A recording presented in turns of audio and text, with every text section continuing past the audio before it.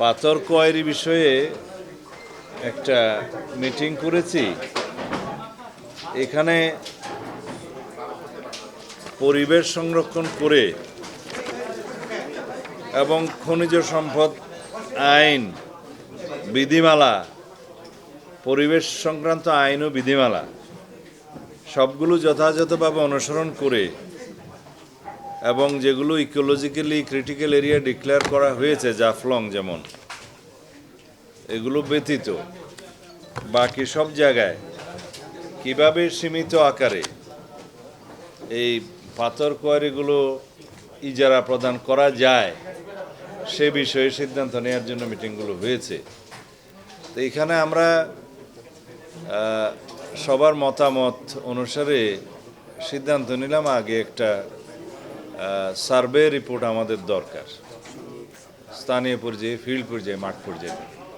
তো এখানে বিভাগীয় কমিশনার সিলেট এর কে আহ্বায়ক করা হয়েছে, আর দুই জেলার, সিলেট এবং সুনামগঞ্জ জেলার জেলা প্রশাসক এবং উভয় জেলার খনিজ সম্পদ মন্ত্রণালয়ের উভয় জেলার পরিবেশের যে প্রতিনিধি, পানি সম্পদ মন্ত্রণালয়ের প্রতিনিধি, আর কাকে দিলাম, জিওলজিক্যাল সার্ভের উপরে বাংলাদেশে একজন অধ্যাপক শাহজালাল বিশ্ববিদ্যালয়ের প্রতিনিধি থাকবে এবং মিনারেল রিসোর্সেস মিনিস্ট্রির একজন ডাইরেক্টর এই বিষয়ে সেখানে সদস্য থাকবে এবং কমিটি প্রয়োজনে আরও এক্সপার্ট যদি কোঅপ্ট করতে চায় সেই সুবিধা রাখা হয়েছে। তারা বসে ফিজিক্যালি স্পটগুলো দেখে যে নদীগুলো সিলট্রেট হয়ে যাচ্ছে ইন্ডিয়া বাংলাদেশ বর্ডারে, যেখানে ওয়াটার ব্যারিকেড হয়ে যাচ্ছে, পাথর এবং বালি জমা হয়ে, সেগুলো পরীক্ষা করবে। আর যে সমস্ত জায়গায় নদী ভাঙ্গনের কারণে আমাদের সীমান্ত পরিবর্তন হয়ে যাচ্ছে সেটা পরীক্ষা করবে।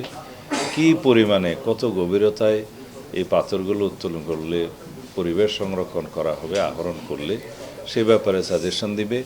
এবং কোন কোন জায়গায় আমাদের পর্যটন স্পট আছে আর কি, সেই সমস্ত জায়গায়, যেমন সাদা পাথরের একটি স্পট আছে, বিছানাকান্দি আছে, ভোলাগঞ্জ আছে, বিভিন্ন জায়গায় আমরা যাতে পর্যটক আকর্ষণ করতে পারি সেইটাও তারা এখানে সাজেশন করবে। সেই সমস্ত জায়গায় যাতে আমরা অন্তত একটা শাসনের মধ্যে রাখতে পারি। আইন শৃঙ্খলা বাহিনীর ভূমিকা আছে এখানে, 2 এসপিকেও সেখানে মেম্বার হিসেবে রাখা হয়েছে, যাতে দুর্বৃত্তায়ন না হয় এবং পাথর লুট না হয় সেগুলো তারা সাজেস্ট করবে। এই সমস্ত বিষয় বিবেচনা রেখে আমরা একটা এই পাথর সংক্রান্ত, পাথর আহরণ এবং পরিবেশ সংরক্ষণ এবং আইন শৃঙ্খলা নিয়ন্ত্রণ, এই বিষয়ে আমরা কিছু নীতিগত সিদ্ধান্ত নেওয়ার বিষয়ে বসছিলাম।